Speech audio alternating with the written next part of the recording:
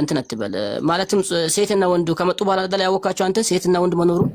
እሺ የሚያቅሰው ሲናገር ሚውት አታድርግ ማለት ትንሽም ቢሆን የሚያቅሰው ግንዛቤ ያለው ሰው ይናገር። ግንዛቤ ወይም ደግሞ ሀሳቡ እንዳልተረዱት የምታስባቸውን ሰዎች እንዲናገሩ ትፈቅድላቸዋለህ። ቀጥል አንተ። ይሄን በእውነቱ ለመናገር እኔ አቡ ካሊድ በቃ አብዱል ካሊድ አንዴ ቆይ አቡ ካሊድ አቃለው እያለ ነው የኔኛው። ቀጥል አቡ ካሊድ አንዴ በቃ ሰማን አይደል? እስካሁን አንዴ ልናገር አታልቀሳው ወደ አሁን በቃ አንተ ያነሳቸው ጉዳዮች አሉ። አሚር አሊ ተመለስ።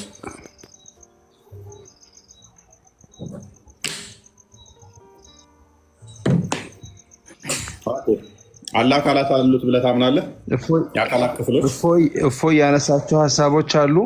ያነሳቸውን ሀሳቦች ለመመለስ ቢያንስ የሁለት ደቂቃ ወይም አንድ ደቂቃ ከምናምን ቢሆን ደቂቃ ይዘህ የእስልምና አስተምሮ ምን ይላል የሚለውን መናገር ያስፈልጋል። መጀመሪያ ኡስታዝ አይደለሁም ወይም መምህር አይደለሁም።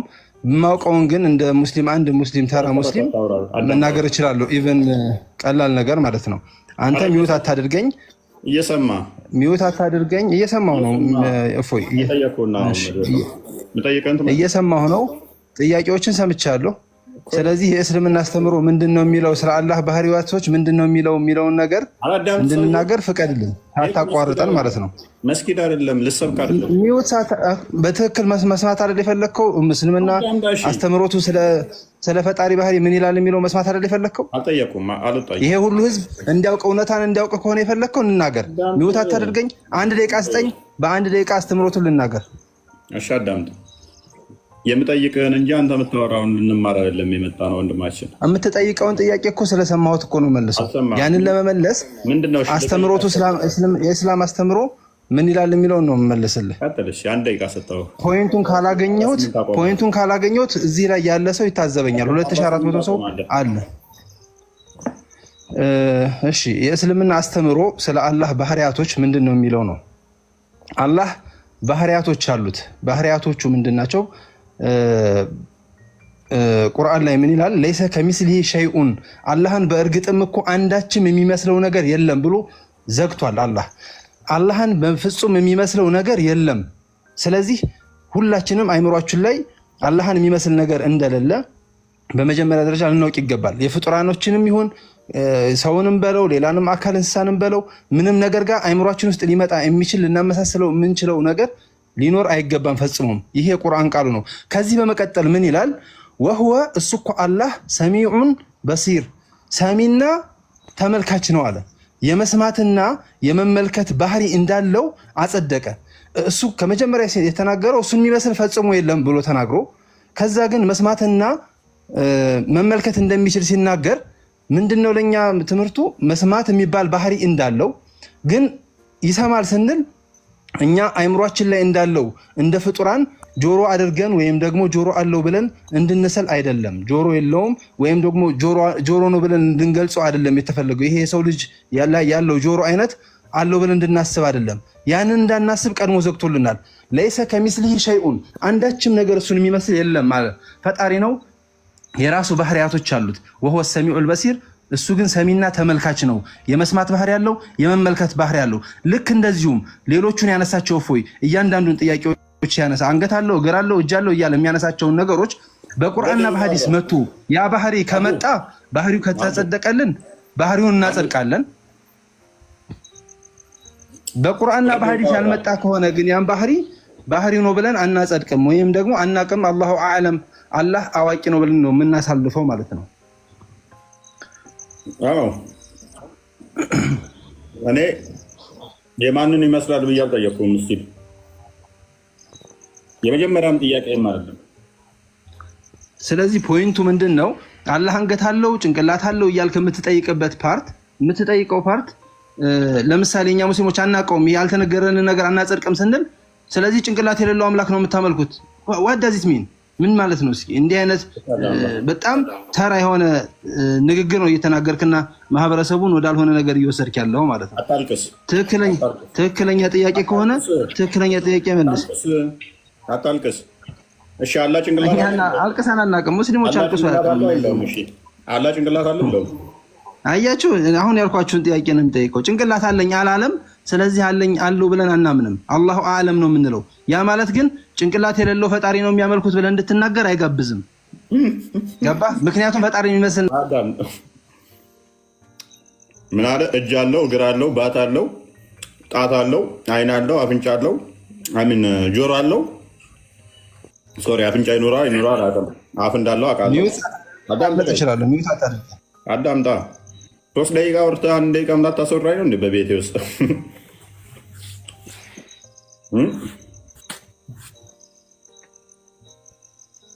በቤቴ የማታፍነኝ።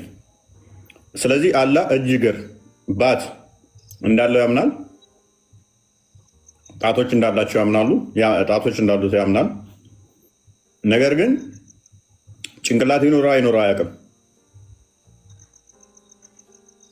አምላኩ ጭንቅላት ይኖረው አይኖረው አያውቅም።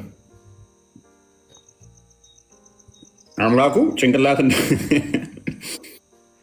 አሁን ያልኩት ነው እያልከው እየደገምክ ያለው ባይዘው ህዝቡ እየታዘበ ነው። ችግር የለውም። አሁን ጭንቅላት እንዳለው እና እንደሌለው አያውቅም። ማተር አያደርግም። ችግር የለውም። እየታዘበ ነው ህዝቡ። ያልኩትን ነው እየደገምክ ያለው። ወይ ማንን ይመስላል ብዬ እኔ ስላላልኩኝ ማለት ነው። እጅ አለው፣ እግር አለው፣ ታፍ አለው፣ አይን አለው። ጭንቅላት ግን ይኑራ ይኑራ አያውቅም። ኦልራይት ብልትስ አለው የለውም?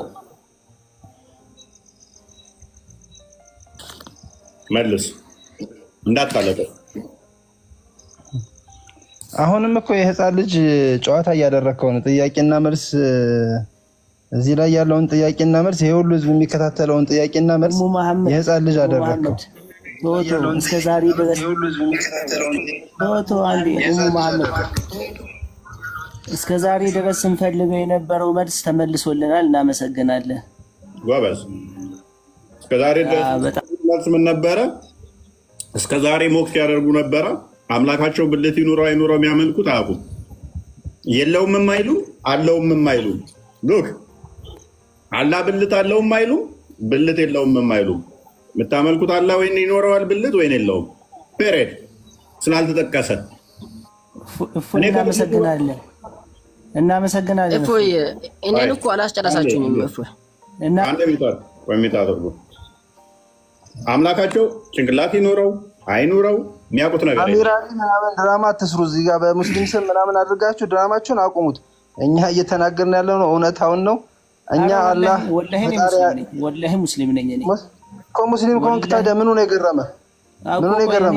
እስከ ዛሬ ድረስ ስንፈልገው የነበረው በራሱ አፍ መለሰልን እኮ። ኡሙ መሐመድ ነገረን እኮ በራሱ አፍ አላህ መኖሩን እኮ አረጋገጠልን እኮ። ማሻአላህ ማሻአላህ። ሀሳብን አላገኘሁትም። አሚር ምን ማለት እንደፈለክ ሀሳብህ አልገባኝም። አላህ መኖሩን እኮ ነገረን እኮ። አላህ በሐቅ እንዳለ በእውነት የሚመለክ አምላክ መኖሩን እኮ በራሱ አፍ ሰማ። ወላሂ ብዬ መማል ሁሉ እችላለሁኝ ማለት ብዙ ጥያቄዎችን ውስጣቸው ላይ እንደሚያብሰለስል እናውቃለን። ግን መመለስና ራሳቸውን መሞገት ያንን እኔስ ዛሬ ጥሩ ተምራችኋል ብዬ ተስፋ አደርጋለሁ። እውነታን ተቀበል። ፎይ እኔ እመክራለሁ። ጭንቅላት የሌለው አላህን አትከተል። ለወደፊት ጭንቅላት የሌለውን አምላክ እኔን አላስጨረስከኝም። እፎይ ቀጥል። እነኚህ ናቸው ጭንቅላት የሌለው አምላክን እያመለኩ ጣልቃ ገቡና ያንተ ይሻላል። ቢያንስ ጭንቅላት አለውም የለውም እያለም ያልከው ይሻላል። ጭንቅላት የለውም ብለው ጭንቅላት እንደሌለው አምላክ የእኔ ሀሳብ እኮ ያው ማለትም አንድ ነገር አንተ አሁን ብልት ያልከው ያው ግዴታ ወደ ሌላ ውስጥ ፈልገህ ነው ሌላ እንትን የምትፈልገው ግን እሺ ለምን ቆይ ብልት ሲባል ለምን የሚያስከፋችሁ? ማለት እጅ እንዳለው ከተማመንን አይ ማስከፋት ሳይሆን ብልት ካለ ከሆነ ነገር ዝም ብሎ ብልት አንድ ብልት ዝም ብሎ እንዴት ይቀመጣል? ዝም ብሎ አስፈላጊ ስለሆነ ለኛ የተሰጠን። ኦኬ አንድ እንትን ባት እንዴት ዝም ብሎ ይቀመጣል? ያ ነገር እኮ አሁን ያ ባትም የተባለ ያ ሁሉ የተባለ ኃይሉን ለማሳየት ነው። ያው የራሱ ሆነ ተፍሲር አለው። ዑለማዎች የራሱ የሚፈስሩት ነገር አለ። ያኔ ባት አለው የለው አላህ የራሱን የሆነ ነገሩን ለመግለጽ ሲፈልግ ነው እንጂ ይሄ አንተ እንደምትለው ብልት ወደ ሌላ ነገር የምትገባው ውስጥ ቆይ ሀባሽ እየሆንክ ነው። ሳታውቀው አስተምሮትን እየካድክ ነው። አላህ ባት አለ የለው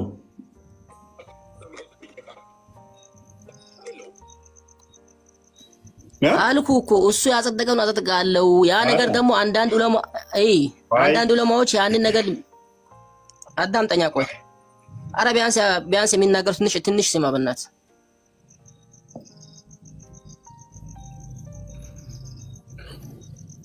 ቀጥል። እኔ አህባሽ አልሆንኩም። አህባሽ መቼም አልሆንም አህባሽ።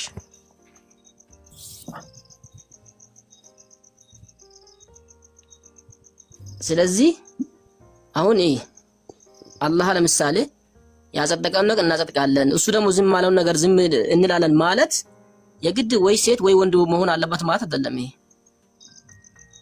ሴትና ወንድ ለመኖሩ እኛ ከመጣን በኋላ ነው ያወቅነው።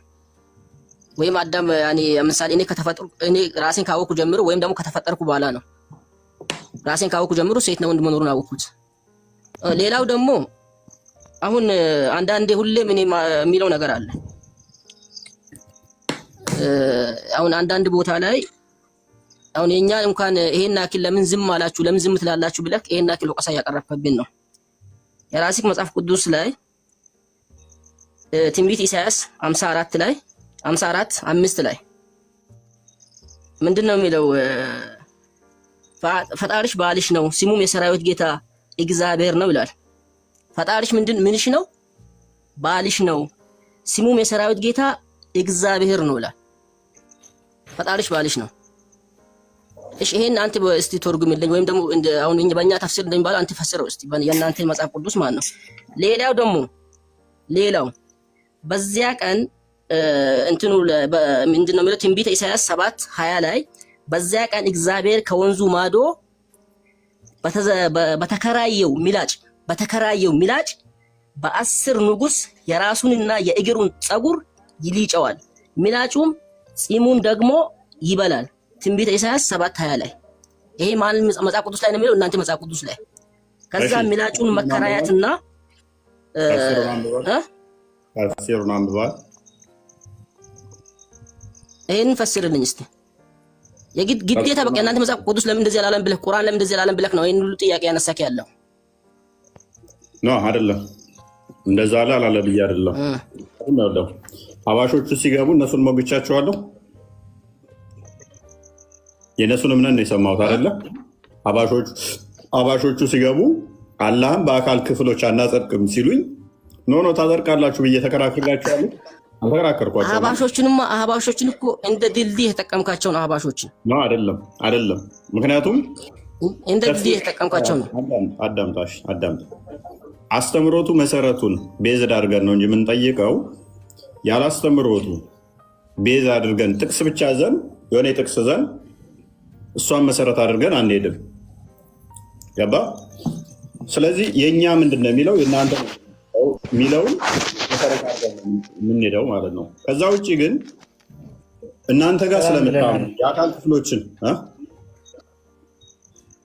የአካል ክፍሎችን ስለምታምኑ ነው ያን የምናመጣው። የአካል ክፍሎችን ካመንክ ደግሞ የግዴታ እናጸድቃለን ማለት ነው። አንተ ለምሳሌ ዝም ብለህ ለአሦር ንጉሥ የተነገረን ቀጥታ ለአምላክ አድርገህ ስትመጣ አለማወቅ ስለሆነ ብዙም አይደንቀኝም። ምላጭ ምንድን ነው? ውርደት ነው። አንድ ሰው ተማርኮ ሲላጭ የውርደት የሚያሳይ ነው።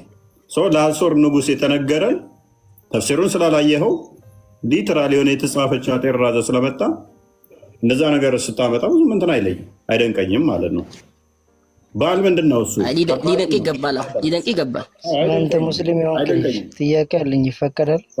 አንዴ አልጨረስም። ለምሳሌ ዋሃብያ ቅድሙ ነው ይሄው ነው። አንድ ጥቅስ ይዞ መሮጥ ነው ስራው። አንዴ በል። ለምሳሌ ለአላህ መልካም ብድርን ያበደረ ብዙ ይደራርበለታል ይላል። ለአላህ መልካም ብድርን አበድሮ ይላል። አላህ ብድር ይበደራል፣ አላህ ብድር ተበዳሪ ነው ምናምን ብዬ አላለም። ምንድን ነው ተፍሲሩ ብዬ ያለኝ ቅድሚያ ተፍሲሩ ምንድን ነው? ለምን እንዲህ ሊባል ቻለ? ቃል በቃል ቁርአን ላይ ስላለ ለአላህ መልካም ብድርን ያበደረ እጥፍ ይሰጠዋል ስለተባለ ዳላ 100 ብር ብሰጠው 200 ብር ማምጣት አለበት ምናምን ብዬ አይደለም። ለአሦር ንጉሥ የተነገረን ይዘህ ስትመጣ ለአምላክ ሲመስል ይህ ስህተት የሚያሳይ ነው። ስለዚህ ተፍሲሬ ባል ምንድን ነው? እሱ ለሚስቱ ፕሮቴክተር ነው፣ ጠባቂዋ ነው፣ ተንከባካቢዋ ነው። ስለዚህ ጠባቂነትን ለመግለጽ የተነገረን ቃል ይዘህ አንተ ምንድነው ቀጥታ አይምሮ ውስጥ የመጣው ዝሙትነትን ነው የመጣው። ኖ እንደዛ አይደለም። እኛ እንደዛ እናምነው። ኤፌሶን ክርስቶስ በቤተ ክርስቲያን ይመሰላል። እኛ ቁርአን አጸብጠቀውን ስናጸድቅ አንተም እኮ አሚሮክ ላይ ያመጣው ምንድነው? አሚሮክ ላይ ያመጣው ጭንቅላት መጣ፣ ብልት፣ ብዙ ነገር መጣ። ይሄንን ነው እኔ ማለት ያለሁት። እኔ ይኸውልህ ቅድም ብያለሁኝ። እናንተ የምታምኑትን ነው የተቀበልኩት። እጅ አጸደቅ ተስማማው። እጅ አለው ስትለኝ ኦኬ አለው ተቀበልኩ። ሀባሾቹ እኮ ለምሳሌ የድ ሚለው ኃይል ነው ብለው ስለተረጎሙ ተስማማውላቸው። መፍታቸው ስለሆነ ማለት ነው። እምነታቸው ላይ ነው የምቆመው። ጥያቄ አለኝ፣ ይፈቀዳል? አንተም የራስን ተፍሲር ሰጥተህ እጅ አለው አልከኝ፣ መልካም ተስማማው። እግር አለው አልከኝ፣ ተስማማው። ያጸደቁ አካላቶችን ክፍሎችን አጸድቃለሁ ስትለኝ ተስማማውልህ። በማታምነው እኮ አይደለም እኔ ቻሌንጅ እያደረኩ ያለሁት። አቡ ካሊድ ክርስቲያን ነው። እኔ ጥያቄ አለኝ፣ እስቲ ይፍቀዱልኛል። ኡስታዝ አሊ ምንድን ነው እሱ? አንተ ከዚሁ ጋር የተያያዘ ቶፒክ ከሆነ ቀጥል። ወረፋ ይጠበቃል። ወረፋ ነጂም ይቀድማል። ያ ሶሪ ነጂም ቀጥልሽ። ታጸድቃለህ አንተ አካል ክፍሎችን። በመጀመሪያ ይሰማል? ይሰማል። በጣም ይቅርታ ያለሁበት ቦታ ኔትወርክ በጣም ዊክ ነው። ያው ጥያቄዎችን ሰምቻለሁ እና ከታችሁኝ ሲከታተል ነበረ ትምህርታችሁን። በዚሁ አጋጣሚ ይሄን አጋጣሚ ስላገኘሁኝ በጣም ደስ ብሎኛል። ከዚህ በፊት በጣም ቪዲዮዎችህን እከታተላለሁ። በአጋጣሚ ላይቭም እንደዚሁ በምትኖር ሰዓት እኔም ከገባሁኝ እከታተላለሁ እና በጣም ትልቅ ቁም ነገር ነው ለእኛም የሚያስገኘው ለእህት ወንድሞችም እንደዛውና ግን ልክ እንዳስተማሪ እና እንደ ተማሪ ላይክ እኔ እንዳስተማሪ ነው የማይህ። ሙስሊም ነኝ። እንደ ትልቅ ወንድም እንደ ትልቅ አባት ነው የማይህ። ሌክቸር ልክ እንደ ግቢ አስተማሪ ማለት ነውና አልፎ አልፎ ትንሽ የሚጎረብጡ ነገሮች አሉ ከእንትን ካካሄድ ጋር ከአስተምሮት ጋር እና አንዳንድ ወንድሞች ፎርማል ያልሆነ ነገር በሚናገሩ ሰዓት እና በሚገልጹ ሰዓት ለነሱ ያው ምላሻቸውን ለስለስ ባለ መልኩ ቢሆን ያው ሌላውን ለማስተማር እስከሆነ ድረስ እና ጥሩ መንገድ ለማሳየት እስከሆነ ድረስ እንደ ትንሽ ወንድም። ከዛ በመቀጠል ግን ጥያቄህን አምላካችንን በተመለከተ የጠየቀው ጥያቄ አለና እኔ በክፍለ አካል የሚገለጽ አምላክ አይደለም የማመልከው። እንደዛ አይነት የተማርኩበትም አካባቢም እንደዛ ነው እኔ ማምነውና በዚህ ምናልባት እንተለል እችላለሁ፣ ትምህርቱን ልወስድም እችላለሁ። ጥያቄም ካለ በዚሁ ተመርኩዤ ልጠየቅና ልማርበት እችላለሁ። አብዛኛውን ሶሻል ሚዲያ ላይ ያሉት የንጽጽሩ ዓለም ላይ የሚሰሩት በክፍለ አካላት የሚያምኑ ናቸው። ሞር አድሬስ የማደርገው እነሱን ነው። የዋብያውን ሴክት ሜይ ቢ ዋብያ ሴክት ውስጥ ከሆንክ ክፍለ አካላትን ታጸድቃለህ። እነሱ እንደዛ ስለሚያምኑ ማለት ነው። ይህንን ዲናይ የሚያደርግን ቀጥታ ያስወጡታል። ወላ እንደዚህ ዲናይ የሚያደርግ ከሆነ የክፍለ ጋር የለውም የምትል ከሆነ እንትን ይለዋል። በጣም ይቅርታ በመሀል ገባሁኝ፣ ይቅርታ አስተናገርና እኔ መጀመሪያ አካባቢ ነው ጆይን እንዳደረገ የዛሬ 6 ወር 7 ወር አካባቢ ወደ ሶሻል ሚዲያ ስትመጣና ብዙ ዘመቻ ነበረና በዛ አጋጣሚ በጣም እኔ እንትን ሆኜ ነበር ማለት ምን ያክል ረቀናል፣ ባለማወቅ ረቀናል ማለት እንዴት ይሄን ያክል የሰው ልጅ ጨካኝ ይሆናል ማለት ከሃዲም ሆነ የሆነ ሰው ትክክልም ሆነ ሰውን እንደዚህ ነው የምናቀርበው የምናረቀው የሚለው ነገር በጣም ብዙ ጊዜ ይከታተላለሁና በጀማን የምናየው ባይዘወይ እንትን ላይቭህንም ሆነ ቪዲዮህና በጣም እንጃ ቃል የለኝም። በዚህ ሁኔታ ራሱ እዚህ ላይቭ ውስጥ ሆኜ በዚህ ልክ ፊት ለፊት ቁጭ ብዬ መማማሩን በዚህ ልክ መከታተል ለእኔ በጣም ትልቅ ነገር ነውና በብዙ ጉትጎታ ነው ባይዘው ያስገቡኝ አላስገባም ብለውኝ እና በጣም መወስዳቸው ነገሮች አሉ። ቅድም የነገርኩህን ነገር ደግሞ ብትይዝልኝ ያው እንደ ትንሽ ወንድም ደስ ይለኛል። አስተካክላለሁኝ። ምንድነው አንዳንዴ ድንጋይ አይደለንም እዚህ ጋር ያለ ነው፣ ስሜት ይኖረናል። ሁላችንም ይገባና ሙልጭ አድርጎ ይሰድባል፣ አምላክን ይሰድባል። ትታገሰዋለህ የተወሰነ ድረስ። አንዳንዴ ደግሞ ኢሞሽናል አንስቴብል የምትሆንባቸው ጊዜያቶች ይኖራሉ። ሆርሞናችን አንዳንዴ አምባላንስ የሚሆኑበት ጊዜ ይኖራሉ። ሞቅ የሚልህ ይኖራል። ታገስኩት የሰውዬ ኦቨር ሲተላለፍብህ አንድ ጠጠር ስትወረውር ከዛ በኋላ ነገሮች እንትን ሊሉ ይችላሉ። ማለት እስካልሞትን ድረስ ሁላችንም ስሜት አለ። ሙልጭ አድርጎ ከሰደበ በኋላ በራሱ ጨዋ የሚመስል ሳታስበው ኢንቴንሽናሊ ሳይሆን አንድ ሰው ክፉ ሊናገር ይችላል። እየተወያየ አቡ አይገባህም እንደ ደደብነህ እንደ ምናምን ቢለኝ ማተር አያደርገኝም። እንደዛ በውይይቱ ስሜታዊ ልትሆን ትችላለህ። እንኳን ከማታውቀው ጋር በሃይማኖት ጉዳይ ተውና ከወንድምህ ጋር እየተወያየ ልትሰዳደብ ትችላለህ። በውይይቱ ስሜታዊ ልትሆን ትችላለህ። እሱ ማተር አያደርገኝም። ደጋግሜ አልፋለሁ እንደዛ አይነት ነገር። ግን ሆን ብሎ ኢንቴንሽናሊ ገና ውይይቱ ሳይጀመር ስድብ ይጀምራል። ይህ ሰውዬ ቀጥታ ቡል ነው የሚያደርግ ገና እንደመጣ ስድቦቹም ደግሞ የማያደርግ ሁኔታ ይሆናል። ሰው እንደዚ አይነት ሰዎች እንዳይደግሙት አንዳንድ ወይም መማሪያ መሆን አለበት። ይታረማሉ። ብዙ አሉ በፊት በጣም የሚሰርቡ በጣም የሚጠሉ አሁን ጥያቄቸው በጣም ብዙ አሉ እና ዛሬ 3 ወር በፊት ጀማው ትንሽ ከበድ ይል ነበር አካሄዱ። አብዛኞቹ ቪዲዮዎቹም የተሰሩት እኔ አታክ አይደለም አስቀድሜ ያደረኩት። ልጁ አሁን አጥፍተውታል። ኡስታዙ እዚህ ቲክቶክ ላይ የሚሰራው የዋብያ ኡስታዝ ከኔ ጋር ምላሽ ሲሰጣጥ የነበረው እሱን ልጅ አሁን አስቁመውታል። ቀድሞ ይሰራል ክርስትና ላይ፣ እሱ ያነሳውን መልሼ እስልምና ላይ ያነሳለሁ። አንድም ቀን አስቀድሜ አታክ አላደረኩትም። አንድም ቀን ማለት ነው። እስልምናን የሰራኋቸው ቪዲዮዎች ጠቤ የተነሳባቸው እንዳለ እኔ አታክ አድርጌ አይደለም። ክርስትና ላይ ልጁ አፉን ይከፍታል። የክርስትናውን ከመለስኩ በኋላ እስልምና ላይ በተመሳሳይ ወረስ ሴናሪዮ ፈጥሬ እጠይቅ ነበረ። በኋላ አስቆሙት ልጁ። ግን እኔ ላይ ዘመቻ ዘመቱ ማለት ነው።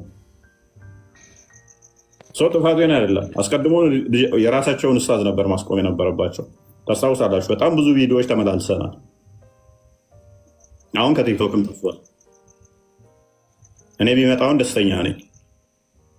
ለቲክቶኩ ቫይብ ይሰጠዋል።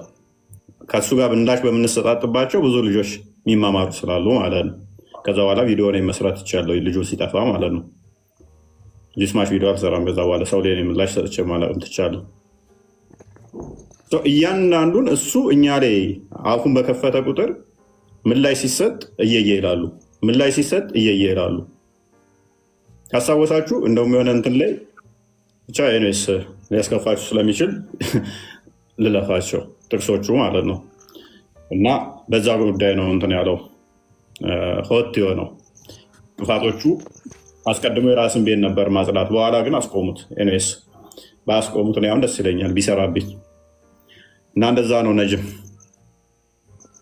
ቴንኪዩ በጣም ነው የምናመሰግነው። ያው በዚህ ልክ ሪስፔክት አድርገህ በጣም ብዙ ሰው ነው ባይዘው የምታስተናግዱት እና ደግሞ ያው አንዳንዴ በተቃራኒ እምነት ሁሉም የራሱ የሆነ የሚያምንበት መንገድ አለ እና ብዙ ጊዜ ደግሞ ትክክል የሆነን ቁርአንን እና ሐዲስን ሰንሰለቱን በጠበቀ መልኩ ከቀደምት የኢስላም ሊቃውንቶች እውቀት ተያይዞ የመጣ ሳይሆን ከጊዜ በኋላ ምናልባትም ከ30 ከ40 ዓመት ወዲህ የመጡ በራሳቸው ትክክል ነው ብለው በሚያምኑበት የሆነን ነገር በጻፉበት ነገር በዛ ታምኖ ከዛም በኋላ ያንን ነገር በደንብ ሰርተውበት እና ይሄ ሚዲያ የሚባለው ነገር እውቀት በሰጣቸው ሰዎች ላይ ነው አሁን ሰው በዛ ነገር እየተማገደ እየነደደ ያለው እና እኔ በጣም አንዳንዴ እውነትን ግልጽ ለማድረግ የምትሄድበት መንገድ እንደዚህ በቃ ሱፊዮችን እና ውሃብዮችን የሚባሉትን በደንብ ልይት አድርገህ የምትናገረውን ነገር በጣም አፕሪሼት ማድረግ እፈልጋለሁ። ከዛ ውጭ ማንም ደግሞ በቀረሽ ቁጥር ያው አንተ ኢሞሽንህን ያው መናገር ፈልጌ አይደለም፣ ግን ያንን ትንሽ ገታ በቃ ፓስ ማድረግ እና ልክ እንደዚህ በጣም ብዙ ሰው አለ ዝም ብሎ እኔ ከዚህ በፊት እኔ ዛሬ በጣም ደጋግሜ የገባሁት በቃ ይችን ኮመንት ለማድረግ ነውና ብዙ ሰው እንደዛ ስለሚጠብቅ ምናልባት ትንሽ በማንኪያም ቢሆን የቀመሰ ካለ ከትልቆቹ እንደዚህ ሆኖ ሊከታተል ይችላልና ለነዛ ሪስፔክት ሲባል ምንም ነገር ባይታለፍ።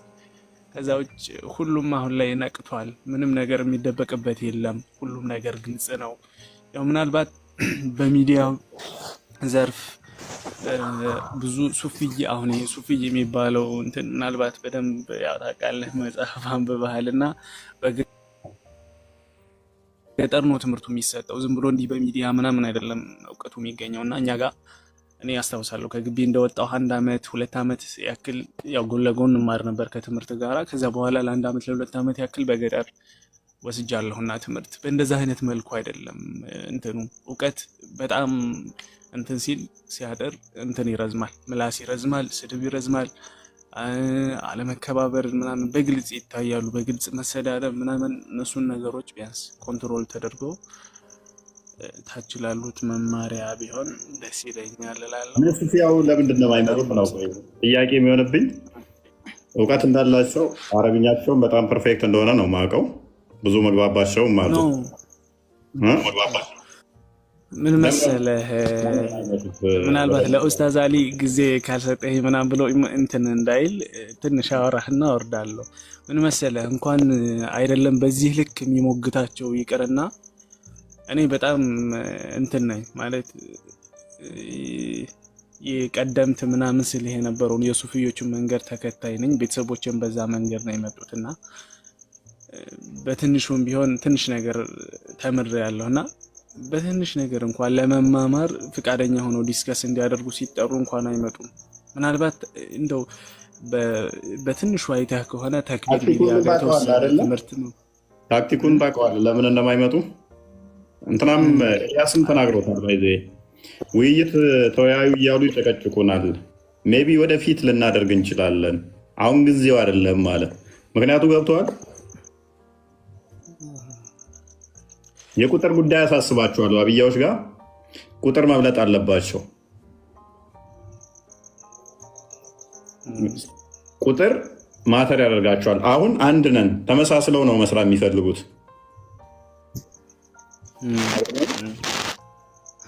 ውይይቱን ዚስማሽ አይፈልጉትም። ከዛ አንጻር ነው።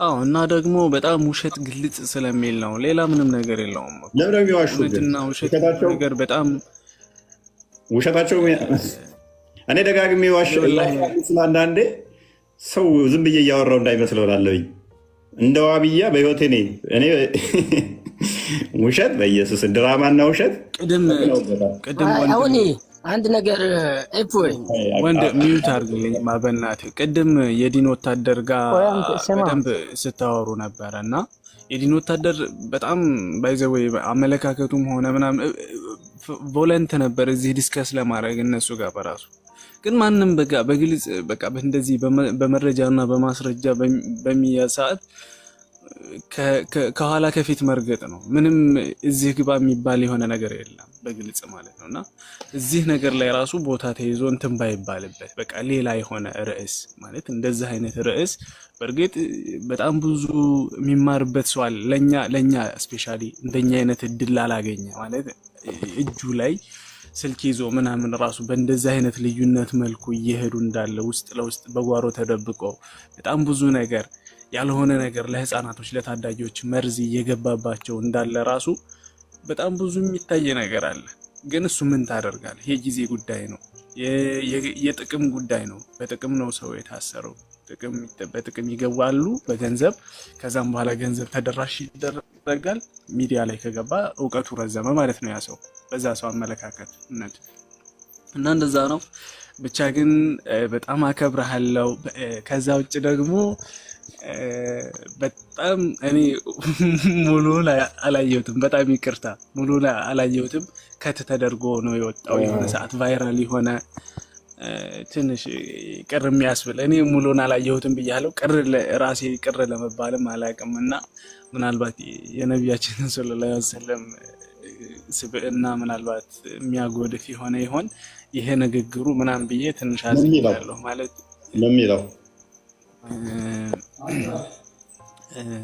ምን የሚለው መሰለ ይህንን የሙሐመድን አስተምሮ ታፍሩበታላችሁ፣ ትሸማቀቁበታላችሁ፣ እንደዚህ ነው የሚያደርገው ምናምን ነው የሚለው እና ከት የተደረገ ነው። አይዶን ነው እንትኑን አልተከታተልኩም ብያለሁ። የሆነ ነገር ለመናገር ከስሩ ከመሰረቱ የሚያስነሳው አንድም እሱ ነው። እናንተ እንደፈለጋችሁ ነው እንደምታውቁ ተፈቀደልንም እንላለን። ኡስታዝ ቀጥላለህ። እሱ ቪዲዮ ምን መሰለ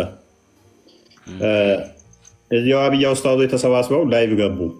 የጳውሎስ አሳፋሪ አስተምሮና ልምምዶች ብለው ልብ በል የጳውሎስ አሳፋሪ አስተምሮና ልምምዶች ብለው ላይቭ ገቡ።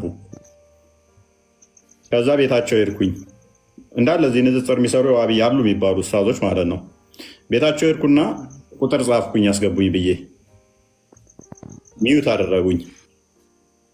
በሁለተኛ አካውንት ሄድኩኝ። እውነት ጳውሎስ ያሳፍራል ካላችሁ ብቻችሁን ቤት ዘግታችሁ ማውራት ሳይሆን አስገቡኝ። ፕሮግራም እዛው ነው፣ በማስታወቂያ ነው ፕሮግራም እዛው ተዘጋጅተው ነበር የገቡት ተሰባስበው ማለት ነው። ከዛ ሁለተኛውንም አካውንት ሚዩት አደረጉኝ። ኮመንት ላይ ልጆች ከዛ አልደረስክም እንትን ለማለት ምናምን ተሰር ተማር ምናምን እያሉ ሜንሽን ያደርጉኛል ማለት ነው። ከዛ እነኛዎቹ ከዛ በኋላ ሚዩት አደረጉኝ። እነኚህ ሰዎች ሊያስገቡኝ ፈቃደኛ አይደሉም። በሁለቱም አካውንት ሚዩት አደረጉኝ። የጳውሎስ አሳፋሪ አስተምሮ እያሉ እየቀጠፉ ነበረ። ከዛ ብዙ ቅጥፈቶች፣ ብዙ ውሸቶች ነው የተናገሩት። ከዛ ቪዲዮ ሰራሁላቸው። ማታ እንደዛ አደረጉ። በማግስቱ እኔ ቪዲዮ ሰራሁላቸው። ማን ነው አሳፋሪ አስተምሮ ያለው ጳውሎስ ወይንስ መሐመድ? እናንተ በመሐመድ ስለምታፍሩ ነው ያላስገባችሁ። ማጥፋቱ ከሆነ እንወያይ። የመሐመድ አስተምሮ የነሳፈረው የመሐመድ ነው ወይንስ የጳውሎስ አስተምሮ? እንወያይ አልኳቸው። ያውንም ጠራቸዋለሁ። ዋብያ ኡስታዞች አላችሁ፣ አንድ ቀን ከፈለጋችሁ ቀኑን ሙሉ መወያየት እንችላለን። የ1 ሰዓት ውይይት ማድረግ እንችላለን። የ2 ሰዓት ውይይት ማድረግ እንችላለን። ያኔ ስላነሳችሁት ማለት ነው እናንተው ጳውሎስ አሳፋሪ አስተምሮቶቹ ብላችሁ ከዛ ጥሪ ያደረግኩኝ ማለት ነው። ከዛ ምኗን ቆረጧት? መሐመድን ታፍሩበታላችሁ የምትለውን ከዛ ውስጥ ቆረጡት። እሱን ትሬንድ ያደረጉት። ትሬንድ ያደረጉትም መቼ መሰለ? እኔ ኦልሞስት የሆነ አጋጣሚ ላይ ኦልሞስት ንጽጽሩ እንትን ብሎኝ ደብሮኝ ከወራት በኋላ ከ2 ወር ምናምን በኋላ ይህንን ካልኩኝ ከ2 ወር ምናምን አካባቢ በኋላ ያችን ቪዲዮ ቆረጧትና ትሬንድ አድርገው አመጡት። ገባ? እነሱ መሐመድ የጳውሎስ አሳፋሪ አስተምሮና ልምምድ ብለው ላይቭ ሲገቡ ደንታችሁ ምንም አይደል፣ ኖርማል ነው ለነሱ። እናንተ ናችሁ የምታፍሩበት። ኑ ተወያዩ። ማታፍሩ ከሆነ ጳውሎስ ነው የሚያሳፍረው ወይንስ መሐመድ? እናንተ በነቢያችሁ ታፍራላችሁ፣ አትወያዩም። ከተወያያችሁ እስቲ እንታይ። ጥሪ ሳቀርብ ያችን በመሐመድ ታፍራላችሁ የምትለዋን አስተምሮት ታፍራላችሁ የምትለዋን ቆረጧት፣ ላጓት። ከዛ በኋላ ያንን ትሬንድ እንዳደረጉት ሚሊየንስ ሰው እኔን ለማስገደል ተንቀሳቀሰ። መስቀል አደባባይ ላይም አይተዋል።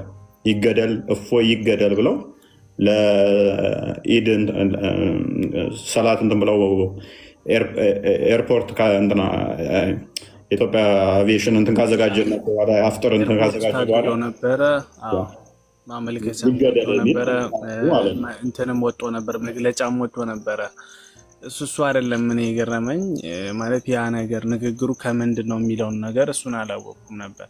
ከዛ ውጭ ግን ማለት እንደው በሆነ አጋጣሚ ራሱ እንደዛ አይነት ነገር ሀፕን በሚያደርግ ሰዓት ፎርማል በሆነ መልኩ ቢሆን ማለት አሁን ይህን ያንተን ንግግር ምናልባት እንደኔ ያልሰማ ሰው ከንትን ይቆጥረዋል ማለት እውነትም ይሄ ግጭት ለመፍጠር ነው አይነት ነገር ወስዶ ልክ ወዳልሆነ ውሳኔ ሊያመራ ይችላል እና የሆነ ነገር ሀፕን ሲያደርግ ፎርማል በሆነ መንገድ ቢሆን መንገዱ ደስ ይላል።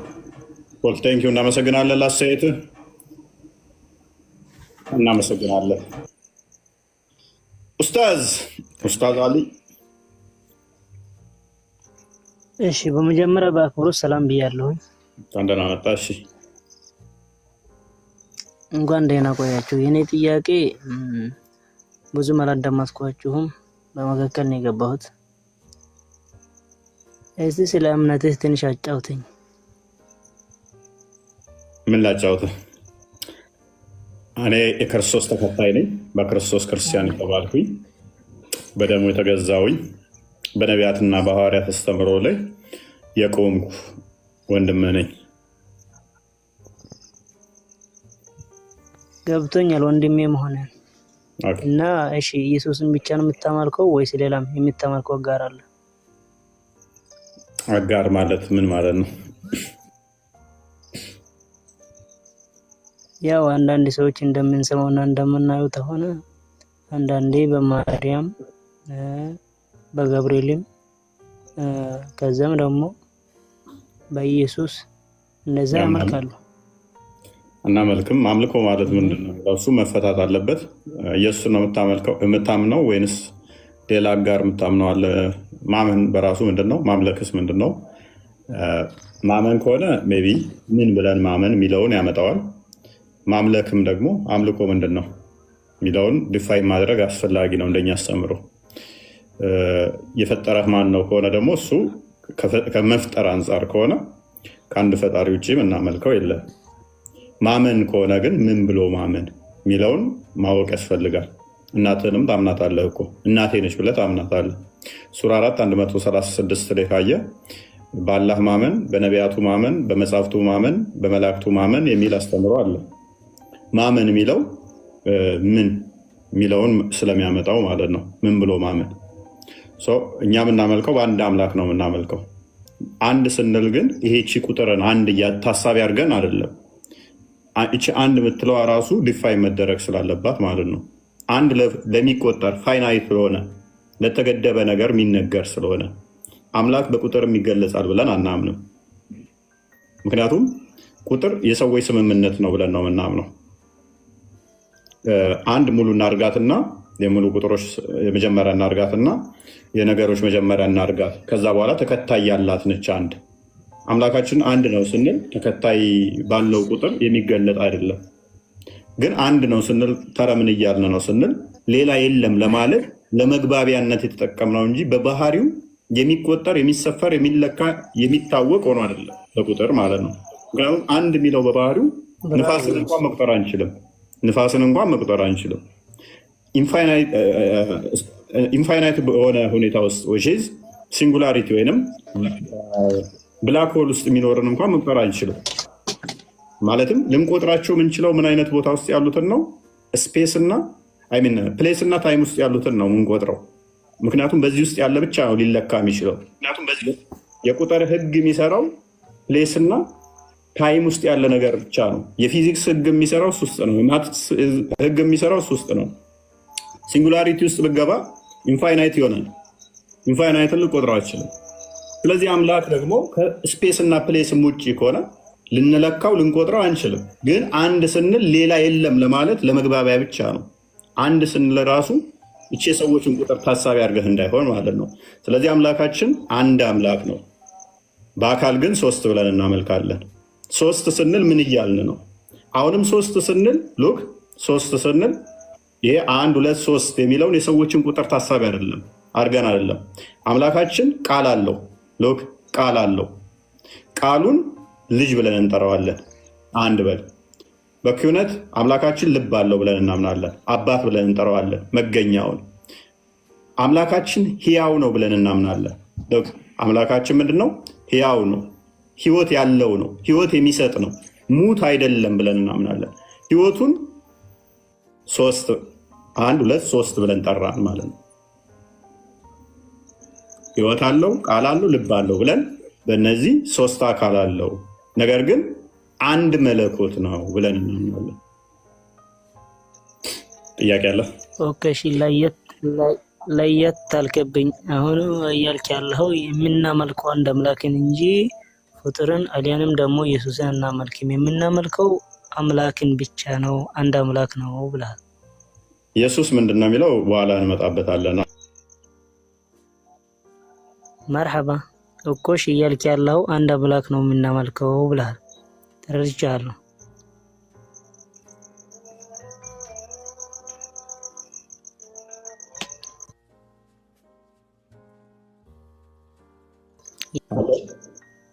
አለው አሁን መጥቷል። እሺ አሁን መጥቷል። ኦኬ ተቋርጥ ቆየው እንዴ? ብዙ ቆየው? አይ ብዙም አልቆየም። ጥያቄ ያቀረበልን እንደጀመርክ ነው። እንደገና ጀምር። ሎክ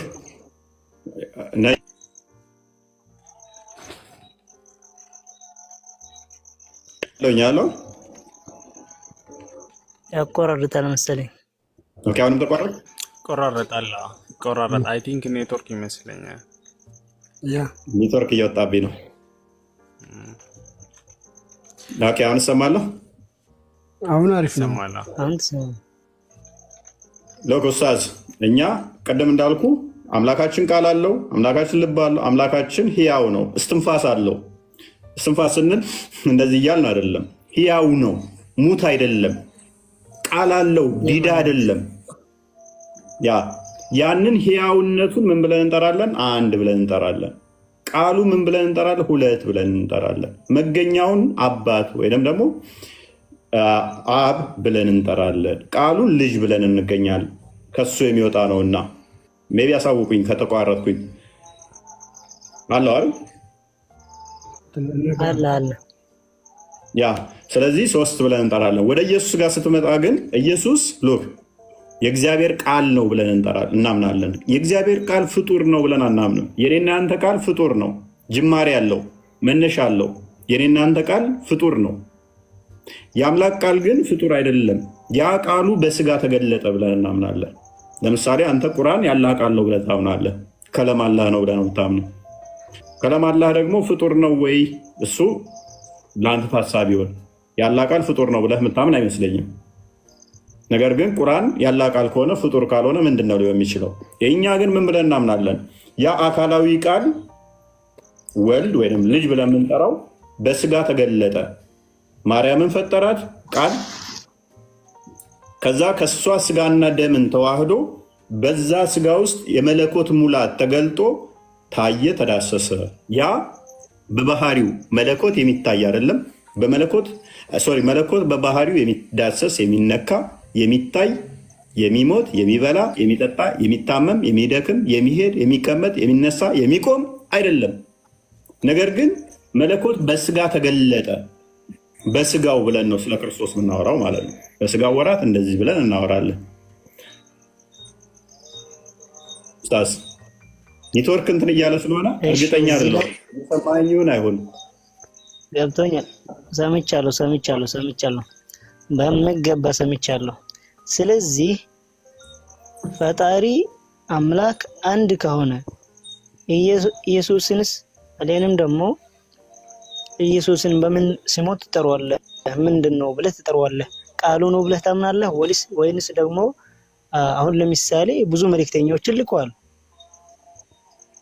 አንድ አምላክ የሆነው አምላክ ማለት ነው። አሁን መልሱን ለአንተ ተወልሃለሁኝ። ኢየሱስ ቃሉ ብቻ ነው ወይስ እንደሚፈጠው ነበር?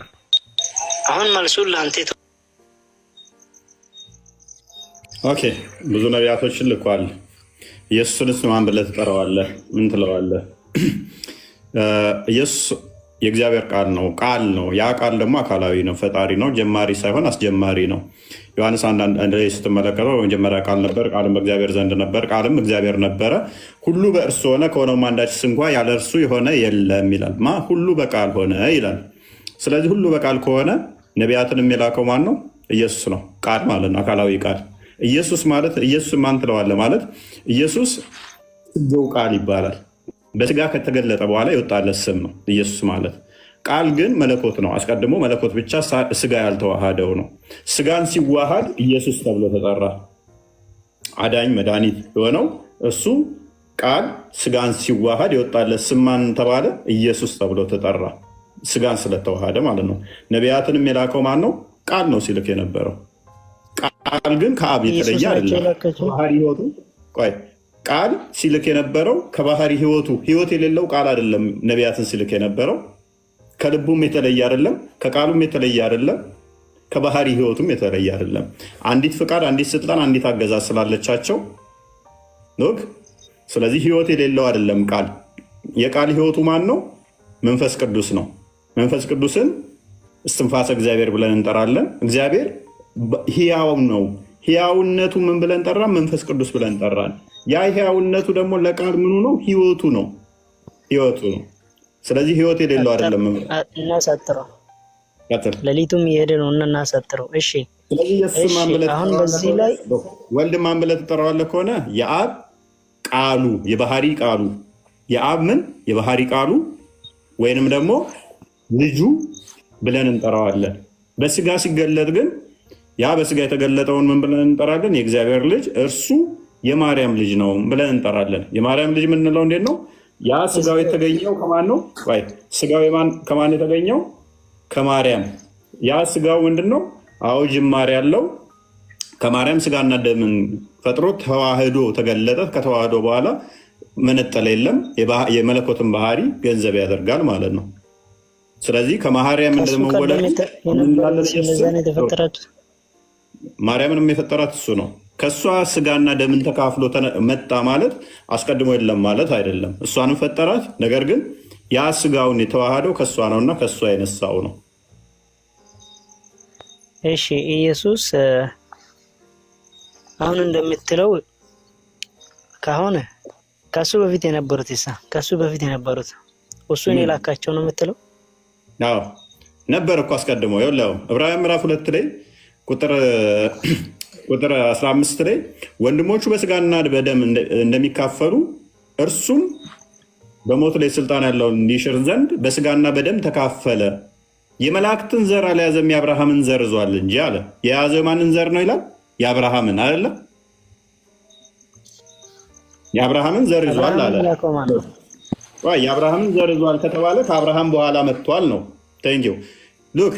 ነገር ግን ዮሐንስ ወንጌል ምዕራፍ 8 ላይ ስትመጣ ደግሞ 58 እንደዚህ አካባቢ ላይ አብርሃም ሳይወለድ እኔ ነበርኩ አለ።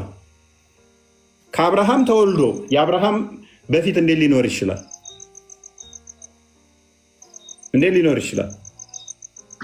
እንዴት ነው እሱ በመለኮቱ በቃልነት አብርሃምን ያስገኘ ከአብርሃም በፊት የነበረ ነው። በስጋ የያዘው ስጋ የማንን ነው? የአብርሃምና የአብርሃምን ዘር ነው የያዘው። ሌላ አልጨምርልህ። መዝሙረ ዳዊት ላይ 110 ላይ ከቁጥር 1 ጀምሮ እስከ 4 አካባቢ ስታነበው ጌታ ጌታዬን የእግሮች መረገጫ እስካደርግ ድረስ በቀኝ ተቀመጥ ብሎ ስለ ትንቢት ተናገረ ዳዊት። ይህንን ኮት ያደርግና በሉቃስ ወንጌል ላይ ክርስቶስ የሰው ልጅ ማን ነው ብለው ይሉታል አላቸው። ዳዊት ስለ እኔ ምን ይላል? የዳዊት ልጅ ነህ አሉት። እንግዲያውስ የዳዊት ልጅ ከሆንኩኝ ዳዊት እኔን ጌታ ብሎ እንዴት ይጠራኛል ታዲያ አላቸው። እንዴት ጌታው ልሆን እችላለሁ ልጁ ከሆንኩኝ? አየህ፣ የዳዊት ጌታው ነው። እንደገና ደግሞ በስጋ ሲወለድ ልጁ ነው። ስጋውን የያዘው ከማን ነው? ስጋና ደሙን የተካፈለው ከማን ነው? ከዳዊት ዘር ነው።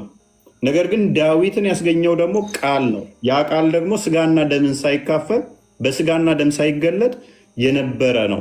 ይህን ወደ አንተ አንጣለህ። ቁርአን ለምሳሌ ያላ ቃል ነው ታምናለህ አይደል ኡስታዝ? አዎ አምናለሁ። ኦኬ፣ ቁርአን ፍጡር ነው? ፍጡር አይደለም፣ ያላህ ቃል ነው። ኦኬ፣ ወረቀቱ ፍጡር ነው አይደለም? ወረቀቱ ፍጡር አይደለም። እንዴት ወረቀት ፍጡር ሊሆን ይችላል? ወረቀትም ሳይሆን ቁርአን ነው ደግሞ። ሰውና ፍጡር እንዴት አንድ ላይ ይመሳሰላል? ይመስላል እንዴ ስታስብ? ወረቀቱ ፍጡር እሺ፣ ቆዳ ላይ ሲጻፍ ያ ቆዳ ላይ የተጻፈው ቁርአን ችግር የለውም። ፍጡር ማለት ጅማሬ ያላቸው ነገሮች ነው። የግድ መወለድ አይጠበቅበትም። ድንጋይ ያልተወለደምና ፍጡር አይደለም ልትለው ነው? ጅማሬ ያላቸው ነገሮች በሙሉ ፍጡር ይባላሉ፣ የተፈጠሩ ይባላሉ። ድንጋይ ፍጡር አይደለም? ድንጋይና ቁርአን አይደለም፣ ምን ያገናኘዋል? ስለዚህ ፍጡር አይባልም እያልከኝ፣ ፍጡር የሚባለው የተወለደ ነገር ብቻ ነው ስላልክ ነው። ኤኒዌይስ አይደለም። ይኸው ፍጡር ካልክ የተፈጠረ ያፈጠረ የተፈጠረ። ቆይ መሀል አትግባ። አካሄድ ችግር የለውም ትቀጥላለህ። አካሄድ ላይ መጀመሪያ እኛ ስንከታተል የነበረውን ጥያቄ ብታቀርብለት፣ ከዛም በኋላ በዛ ጥያቄ መሰረት ጥያቄና መልሱ ቢሄድ አይሻልም? እንደዚህ ዝም ብሎ የሆነ ቦታ ላይ ዲፔንድ ሆኖ እንትን ከማለት ያ አሁን ምንድነው እሱ ይሻላል። እኔም እኮ እዚህ ችግር የለውም። እኔም እኮ እዚህ ስጋና ቃል ስጋን ተዋሃደ። ቃል ስጋን ከመዋሃዱ በፊት የነበረ ነው። ሁሉን የፈጠረ ሁሉን ያስገኘ ነው። ማርያምንም ፈጠራት፣ ራሱ የፈጠራት ነው። ይህን ወደ አንተ ያመጣሁልህ ለምንድን ነው? በደንብ እንደተረዳው ነው። ቁርአን ያላ ቃል ነው አልከኝ፣ ተስማማሁ። ጉድ። ቁርአን ያላ ቃል ነው። ያላ ቃል ደግሞ ፍጡር ነው ወይ ብልህ ስልህ አይደለም አልከኝ። ኦኬ፣ ቁርአን ፍጡር ነው ወይ ብልህ አይደለም አልከኝ። ስለዚህ ያላ ቃል የምትለው ቁርአን ፍጡር ካልሆነ ስለዚህ ያላ ቃል ያልከው ቁርአን ፍጡር ካልሆነ ወረቀቱን መጽሐፉን በእጄ እያያዝኩት እያየኸው ፍጡር አይደለም ካልክ እኔ እግዚአብሔር ቃል አካላዊ ቃል ክርስቶስ በስጋ ሲገለጥ ያ ስጋው ከማርያም የነሳው ነው። ስጋና ደምን አዘጋጅቶ በዛ መለኮት ተገለጠበት ብዬ ስል ለምን ይከብዳል ታዲያ? ያላ ቃል ወረቀት ላይ የተጻፈ ብለህ አንተ ጋር ፍጡር ያልሆነ ነው። አድምጠኛ። ፍጡር እንደምትለው ከሆነ ሁሉንም የፈጠረ አምላክ አንድ አምላክ እንዳለ አንተ ምንም እናውቃለን። ሁሉንም የፈጠረ አምላክ ስላለ በቃሉ የሚያስገኙም እሱ ነው። ሁሉንም የፈጠረ አላህ ብቻ ነው። እናም በዚህ አሁን እንደምትለው መልኩ ሰው ፍጡር አላህ እንደፈጠረው አሁን ፍጡር ካልኩኝ እኔ የፈጠረው አካል እንዳለ ማንም ሰው ይረዳል ማለት ነው። እናም ደግሞ አሁን ፍጡር ነው ስትል ኢየሱስ አድምጠኛ። ኢየሱስ በቃ አንድ ቃሉ ብቻ ነው፣ ሰው አይደለም ነው። ሰው ነው ብቻ ሚላ የለንም አስተምሯል። እሺ ስንተኛ ነው? ስንት ቁጥር ላይ ታስቀምጠዋለህ? ሶስተኛ ነው ወይስ ሁለተኛ? የምን ሶስተኛ? ሁለተኛ። ምኑ ነው ሁለተኛ? ሶስተኛ። ቀደም እኮ እኛ ቃሉን አንደኛ ብለን እንጠራለን፣ ከዛ ፍጡሮቹን ሶስተኛ ሁለተኛ እንጠራለን ብለህ እኮ ስታስተምረኝ ነበር። ኦልራይት፣ እሺ እነዛ ብለን ሜቢ አንተ ስንተኛ ላይ የተቀመጥከው? አሊ መቀመጥ አሁን ያለሁበት ስንት ይመስላል ሲታየው? አይ እኔ እያየሁህ አይደለሁም ወንድማችን ኡስታዝ አሊ። ወላሂ እውነቱን ለመናገር ማለት ነው አትማል ዋብያ ነው አይደለ? እንዴት እንደማከፋታ ሳያለኝ ቀጥታ መልስ። አሁን አንተ የምታመልከው አምላክን ነው ወይስ ኢየሱስን ነው የሚቻል ጠይቄ ነው። ብዙ ወሬ ለማብዛት አይደለም ወደዚህ የመጣሁት። ላስቀይማችሁም አልፈልግም ደግሞ። ኡስታዝ አሊ ይሄ ነገር ብዙ ጊዜ የወሰደ ስለሆነ በትንሹ ብትቋጭ ጥሩ ነው። ሰዓት እኔ ልሄድ ነው። አዳምጥ እሺ። ኤኒዌይስ ኡስታዝ አሊ ሶሪ ምን ብያለሁ ቀደም? አምላካችን በመለኮት አንድ በአካል ደረጃ አምላካችን ቃል አለው። ቃሉን ልጅ ብለን እንጠራለን። ቃሉ ፈጣሪ ነው ብለን እናምናለን። ቃሉ ፈጣሪ ብለን እናምናለን። ቃሉ በስጋ ተገለጠ ብለን እናምናለን። ስለዚህ ቃሉ ፈጣሪ ነው። አዳምጥ። የአብ የባህሪ ቃሉ ነው ካልኩህ በኋላ መልሰ ኢየሱስን እና ስንት አምላክ ነው ኢየሱስን ታመልኩትም ለምን ትለኛለህ? አምላክ ነው አይደለም ብለህ ለምን ትለኛለህ? ምን ብያለሁኝ? ፍጡር ቁርአንህ እንኳን ፍጡር አይደለም ብለኸኛል እኮ። በቃል ነው ሁሉ የተፈጠረው ካልኩ በኋላ ክርስቶስ አስቀድሞ በቃል የነበረ በስጋ የተገለጠ ነው ብዬ ከነገርኩ ያ ቃል ደግሞ ሁሉን የፈጠረ ነው ካልኩ ፈጣሪ የሚባለው በመፍጠሩ ነው ካልከኝ ሁሉ የተፈጠሩት በቃል ነው አልኩ እኮ። ዮሐንስ ወንጌል ላይ ምዕራፍ 1 ቁጥር 3 ላይ ሁሉ በእርሱ በቃል ተፈጠሩ፣ ከተፈጠሩት አንዳችን እንኳ ያለ እርሱ የተፈጠረ የለም፣ ሁሉ በእርሱ ተፈጥሯል ይላል። ኤፌሶን ምዕራፍ 2 ላይ ቁጥር 10 በተመሳሳይ ሁሉ በክርስቶስ ለክርስቶስ እንደተፈጠሩ ይናገራል። ስለዚህ ሁሉ በእርሱ ነው የተፈጠረው። እና ሌላ ጥያቄ አለ? ቃሉ ነው እንጂ አናመልከውም እያልክ ነው። this is our Islamic dilemma work። አሁን ደግሞ ምን አለኝ? ቃሉ ነው እንጂ አናመልከውም እያልክ ነው ወይ? ኤኒዌይስ ኤፌሶን ምዕራፍ 2 ቁጥር 10ን አንብብ። ሁሉ በእርሱ ለእሱ ተፈጥረዋል፣ ጉልበት ሁሉ ለእርሱ ይንበርከክ ይላል። ኤኒዌይስ ሌላ ጥያቄ ካለ